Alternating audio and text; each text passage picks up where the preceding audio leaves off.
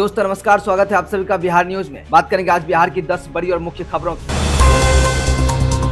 प्रधानमंत्री नरेंद्र मोदी ने 15 अगस्त को लाल किले से घुसपैठियों पर बड़ा बयान दिया है। उन्होंने कहा है कि देश की डेमोग्राफी बदलने की साजिश चल रही है, नौजवानों की रोजगार छीनी जा रही है, बहन बेटियों को निशाना बनाया जा रहा है। पीएम ने हाई पावर डेमोग्राफी मिशन की घोषणा की। अब सवाल उठ रहा है कि झारखंड और बंगाल में यह मुद्दा खास असर नहीं डाल पाया, तो क्या बिहार में बीजेपी इसे चुनावी हथियार बना पाएगी? आने वाले दिनों में यह बड़ा राजनीतिक बहस का विषय होगा। बिहार की राजनीति में हलचल तेज है। चिराग पासवान एनडीए के अहम चेहरे के तौर पर बार बार अपनी मौजूदगी दिखा रहे हैं। वहीं प्रशांत किशोर अभी अपने अभियान के जरिए एक अलग ताकत बना चुके हैं। सवाल यही है कि चिराग पासवान बीजेपी के कितने करीब और प्रशांत किशोर के कितने दूर हैं। एनडीए और महागठबंधन की सीधी लड़ाई के बीच इन दोनों की भूमिका अहम मानी जा रही है।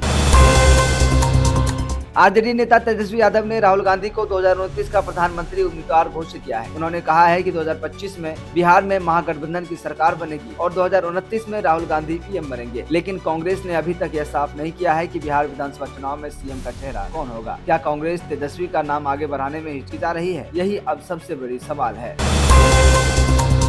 बिहार की महत्वाकांक्षी सड़क योजना पटना पूर्णिया एक्सप्रेसवे को नेशनल एक्सप्रेसवे 9 का दर्जा मिल गया है। अब सिर्फ 3 घंटे में यह यात्रा पूरी होगी। यह बिहार का ऐसा पहला एक्सप्रेसवे होगा जो पूरी तरह राज्य की सीमा में बनेगा। सड़क निर्माण मंत्री नितिन नवीन ने कहा कि यह बिहार के लिए गर्व का क्षण है और केंद्र सरकार की मदद से काम तेजी से आगे बढ़ रहा है।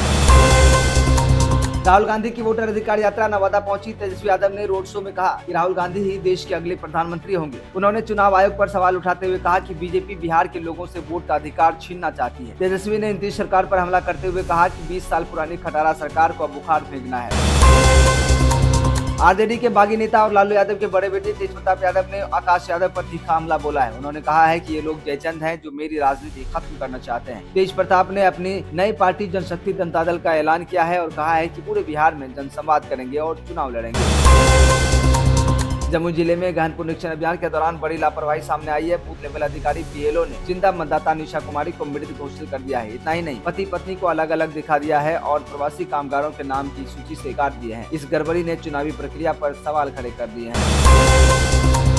राहुल गांधी और तेजस्वी यादव को मुंगेर में हवाई अड्डा पर रात्रि विश्राम की अनुमति नहीं मिली है। कांग्रेस और राजद नेताओं ने डीएम से मुलाकात कर नाराजगी जताई है। उनका कहना है कि विपक्ष को दबाने की कोशिश हो रही है। फिलहाल प्रशासन ने किसी अन्य जगह ठहरने की अनुमति देने का आश्वासन दिया है। मुख्यमंत्री नीतीश कुमार ने पटना मेट्रो प्रोजेक्ट का जायजा लिया। वे बैरियर टर्मिनल और 0 माइल स्टेशन पहुंचे और अधिकारियों को काम तेज करने के निर्देश दिए। उन्होंने कहा कि प्रोजेक्ट समय पर पूरा होने चाहिए और किसी तरह की अड़चन नहीं आनी चाहिए।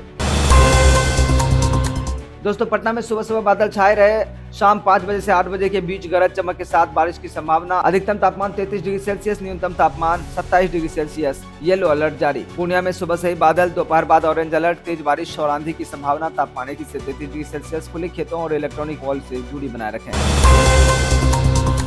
तो ये थी आज की 20 अगस्त की बड़ी खबरें। राजनीति की हलचल से लेकर विकास की परियोजनाएं और मौसम का हाल। आप सुन रहे थे द बिहार ब्रेकिंग न्यूज। कल फिर हाजिर होंगे नई खबरों और अपडेट्स के साथ। तब तक के लिए हमें दीजिए इजाजत। जय हिंद।